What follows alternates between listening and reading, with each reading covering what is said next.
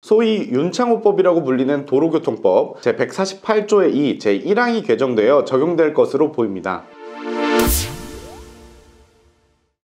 여러분 안녕하십니까. 더드림TV의 이학년 노무사입니다. 벌써 2023년이 시작한 지도 한 달이 넘어가서 2월 초입에 들어왔습니다. 계획하신 것들 잘 지켜내고 계신지 궁금합니다. 이번 영상은 더드림TV에서 좀 야심차게 준비를 해봤습니다. 새롭게 마련한 코너고요. 제목은 변노선의 시선 분산입니다. 저희 소속 변호사 그리고 소속 노무사, 소속 손해사정사가 서로 이야기를 나누면서 새로운 법률적 쟁점들을 같이 함께 고민해보면 좋을 것 같아서 마련한 코너인데요. 일단 한 분씩 먼저 소개부터 해야 될 것 같습니다. 우리 왼쪽에 정영재 변호사님 인사 부탁드리겠습니다. 안녕하세요. 저는 더드림 법률사무소의 정영재 변호사입니다. 앞으로 시선분산이라는 코너에서 구독자 여러분들에게 도움이 될 만한 법률 정보를 소개해드리겠습니다. 네, 정영재 변호사님 반갑습니다.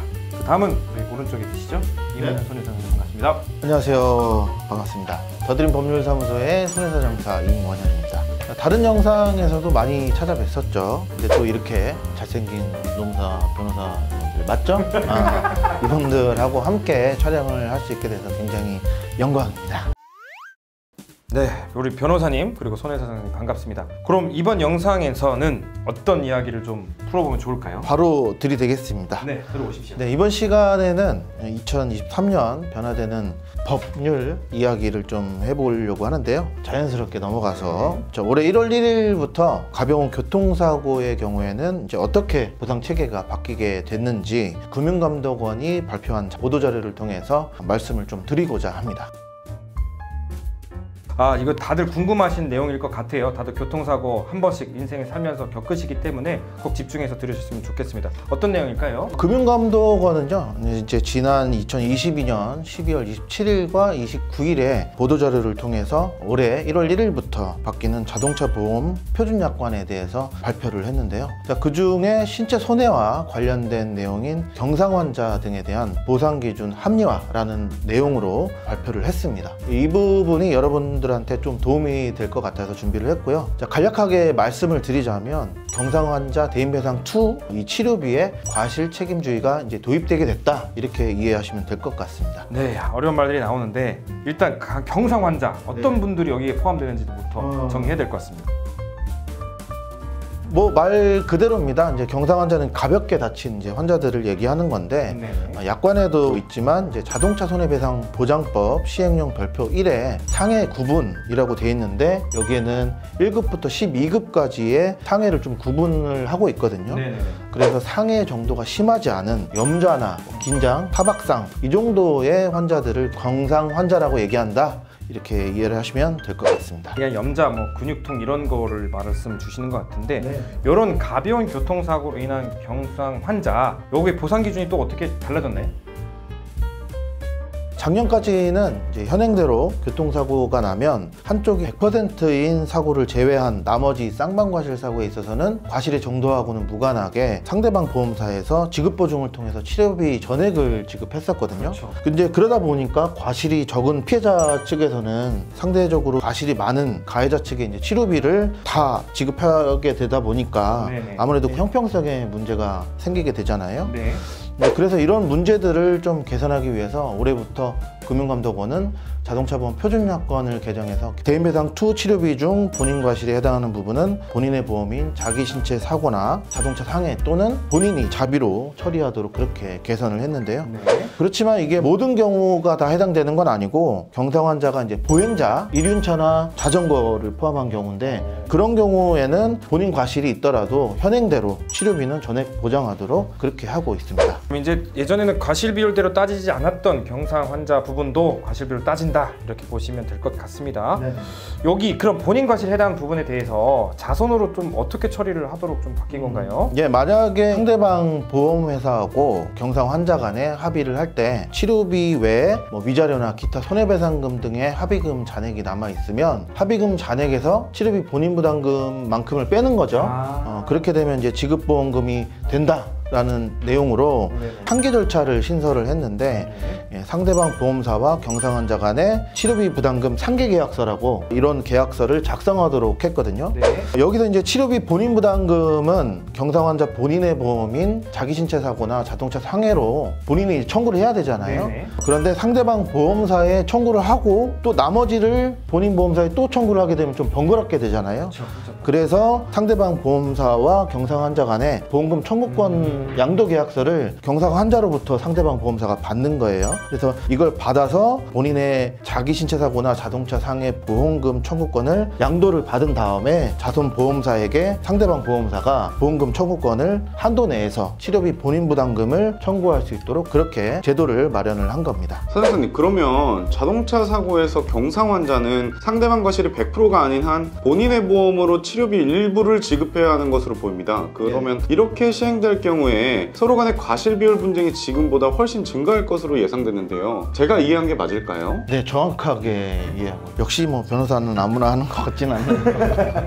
이해가 역시 빠르신데요. 자, 이에 대한 대책으로 자동차 사고 과실 비율 분쟁 심의위원회를 통해서 보험금 지급 이전이라도 심의 청구를 할 수 있도록 개선을 한다고 합니다. 개인적으로는 생각으로는 이런 대책이 과연 실효성이 있을지는 조금 의문이 되는 부분이기도 합니다. 분쟁이 많이 일어날 것 같습니다. 그럴 때는 여기 있잖아요. 저희들한테 연락 주시면 빠른 시일 내에 답변을 드리도록 하겠습니다. 댓글 다루셔도 되고요. 전화번호 상단에 나가고 있거든요. 연락 주시면 바로바로 받잖아요. 네, 알겠습니다. 그럼 바로 다음 내용도 넘어가 보도록 해보겠습니다. 그 밖에 또 변경되는 내용이 또 보험에 있을까요? 네네, 한 가지가 더 있는데 이제 경상 환자의 경우에는 현행 교통사고가 발생이 되면 진단서나 그런 입증 자료가 없어도 기간에 제한 없이 얼마든지 이제 치료를 받고 또 보험금을 청구할 수가 있었는데요. 이제 그러다 보니까 장기간 동안 병원 치료를 받으면서 보험사에 과도한 합의금을 요구하는 사례가 발생하는 등의 문제가 좀 있었죠. 나이롱 환자라고 맞습니다. 나이롱 환자 때문에 좀 문제가 됐었죠. 따라서 이런 문제점을 좀 보완하기 위해서 경상 환자의 경우에는 사고일을 포함해서 4주까지는 진단서가 없어도 치료비를 보장을 해주지만 4주를 초과했을 때는 진단서상 진료기간에 따라 보험금을 지급하도록 변경해서 약관을 개정 및 반영하도록 그렇게 했는데요. 자, 그래서 2023년 1월 1일부터 그때 발생한 교통사고는 경상 환자분들은 만약 4주를 초과해서 치료가 필요하다라고 그런 상태라면 사고일을 포함한 날로부터 28일, 7428, 28일이죠. 28일 이내에 반드시 진단서를 보험사에 제출해야만 되겠습니다. 2023년 1월 1일부터 발생한 사고에 대해서 적용된다고 하니까요. 올해부터 적용되고 있는 거잖아요. 그래서 꼼꼼하게 체크를 하셨으면 좋겠습니다. 자, 좋은 내용 감사드리고요. 이제 손해사정 관련된 부분 이렇게 마무리를 해야겠습니다. 그러면 우리 정영재 변호사님 2023년 바뀌는 법 내용 뭐가 있을까요? 네, 두 가지 정도 말씀드리겠습니다. 첫 번째는 다들 알고 계신 내용일 텐데요. 지난 2022년 12월 8일 국회에서 만 나이로 표시 방식을 통일하는 민법 및 행정기본법의 개정안이 의결되었습니다. 다가오는 6월 28일부터 미국 등 다른 국가와 같이 만 나이가 적용될 것으로 보입니다. 네, 우리나라는 아무래도 이제 나이가 많고 적고 이런 거에 따라서 말투나 대하는 태도가 좀 많이 달라지잖아요. 그렇죠. 그렇기 때문에 나이를 정하는 게 굉장히 중요한데 사회생활을 하다 보면 굉장히 중요한 일이긴 하죠. 저도 생일이 빨라서 맘먹으려고 하는 친구들이 좀 있는데 전 아닙니다. 아무튼 이렇게 정리가 되면 좀 다행인 것 같긴 합니다. 네, 우리나라는 태어난 해 한 살이 되는 소위 한국식 나이인 세는 나이를 사용하고 있었는데요. 또 이와는 다르게 대부분의 법률에서는 국제 표준이기도 한 만 나이를, 병역법 등 일부 법률에서는 현재 연도에서 출생 연도를 뺀 연나이를 사용하고 있어서 나이를 계산하는 여러 가지 방식이 혼용되어 사용되고 있었습니다. 이러한 연령 계산의 혼용으로 인한 사회적 혼란이 많았던 부작용을 해소하기 위해 행정, 사법 분야 등에서 연령의 기산점, 계산 및 표시 방식을 만 나이로 통일하는 민법 및 행정기본법의 개정안이 의결된 것입니다. 결국에는 복잡한 것 정리해서 하나로 통일해서 만 나이로 가자 이건데 그러면 만 나이 어떻게 계산하는 거예요? 만 나이는 태어난 시점에는 0살로 시작해 생일을 기준으로 1년이 지날 때마다 한 살씩 나이가 늘어가는 방식입니다. 이해를 위해서 예시를 통해서 알아보겠습니다. 예를 들어 A라는 사람이 2000년 12월 1일에 태어났는데 촬영일 기준 현재 2023년 2월 3일의 A의 나이는 현재 연도인 2023 빼기 출생 연도인 2000을 뺀 후 다시 1을 뺀 나이인 22세가 만 나이입니다. 다만 이후에 2023년 12월 1일이 될 경우 1을 빼지 않고 계산한 나이인 23세가 만 나이에 해당합니다. 즉 주민등록상 생일이 지났는지에 따라 만 나이는 달라질 수 있습니다. 그렇게 되면 지금 현재 나이에 빼기 1 하고 생일 안 지났으면 또 빼기 1을 해서 빼기 2 하면 될 것 같아요. 예, 맞습니다. 그러면 이렇게 정리된 만 나이 사회 전체 분야에 다 적용되는 건가요? 아닙니다. 예외가 존재하는데요. 그 보험 가입 시에는 만 나이가 적용되지 않고 보험 나이가 적용될 수 있습니다. 보험 나이는 보험 계약일, 현재 실제 만 나이를 기준으로 6개월 미만의 끝수는 버리고 6개월 이상의 끝수는 1년으로 하여 계산하는 것을 말하는데요. 매년 계약 해당일에 나이가 증가하는 것으로 간주하는 개념입니다. 예를 들어서 1988년 3월 1일생인 계약자가 2023년 1월 1일에 보험 계약을 할 경우에 39년 10개월로 계산이 되어서 보험 나이는 40세가 되는 것입니다. 이렇듯 대부분의 행정, 사법 분야에서는 만 나이가 적용될 것으로 예상이 되지만 보험 계약 시 다른 나이가 적용될 수 있으므로 유의하셔야 할 것으로 보입니다. 아, 이거 유의해야겠네요. 예. 자, 마지막으로 또 소개시켜 주실 한 가지 또 뭔가요? 다가오는 4월 4일부터 소위 윤창호법이라고 불리는 도로교통법 제148조의 2, 제1항이 개정되어 적용될 것으로 보입니다. 제가 알기로는 그 윤창호법 있잖아요. 그게 이제 2회 이상 음주운전을 하거나 아니면 뭐 음주 측정을 거부했다면 그런 사람들은 이제 별도의 여건 없이도 가중 처벌하는 그런 규정이라고 알고 있는데 맞나요? 네, 맞습니다. 도로교통법 제148조의 제1항은 개정 전 별도의 요건 없이 음주운전 금지 규정 위반 또는 음주 측정 거부 전력이 1회 이상 있는 사람이 다시 음주운전 금지 규정 위반 등의 행위를 한 경우에는 무조건 가중처벌하도록 규정이 되어 있었습니다. 이러한 규정에 대하여 헌법재판소는 두 번째 음주운전 행위가 교통법규에 대한 준법 정신이나 안전의식이 현저히 부족한 상태에서 이루어진 반규범적 행위 또는 반복적으로 사회 구성원에 대한 생명, 신체 등을 위협하는 행위라고 평가하기가 어렵다면 이를 가중처벌할 필요성이 인정된다고 보기 어려움에도 무조건적으로 가중처벌하는 것은 책임과 형벌 간의 비례의 원칙에 위반된다고 하여 위헌 결정을 하였습니다. 그럼 이거 윤창호법 위헌 났으니까 뭐 아예 없어지는 건가요? 아닙니다. 없어지는 것은 아니고요. 도로교통법 제148조의 2, 제1항은 음주운전이나 음주측정 거부로 벌금 이상의 형을 선고받고 그 형이 확정된 날로부터 10년 내에 다시 음주운전이나 음주측정 거부를 한 경우에만 처벌하도록 변경되었습니다. 과거 벌금 이상의 형으로 선고를 받은 뒤에 10년 내에 다시 해당 행위를 한 경우에만 처벌되도록 구체화시킨 겁니다. 따라서 과거 개정 전 윤창호법을 적용받아 처벌받으신 분들은 재심을 통해서 처벌의 수위를 낮추실 수도 있겠습니다. 그러니까 비례 원칙 범위 안에서 처벌 수위가 조정됐다 이렇게 보시면 될 것 같은데 그렇다 하더라도 법 취지 자체는 훼손되진 않아야 될 것 같아요. 경각심은 계속 유지하면서 음주운전 하지 않는 걸로 대리운전 많이 하면 될 것 같아요. 다들 말씀 많이 주셨는데 제가 좀 이야기해야 될 타이밍인 것 같아요. 산재법 이야기를 좀 해보겠습니다. 두 가지 정도만 좀 큰 건에 대해서 말씀드리겠습니다. 첫 번째는 많이 이슈가 됐던 사건인데요. 임신 중인 근로자가 업무상 재해를 입은 결과 출산한 자녀에게도 재해가 발생한 경우가 있습니다. 이때 그 자녀도 산재 보상을 받을 수 있도록 새롭게 제도가 도입됐습니다.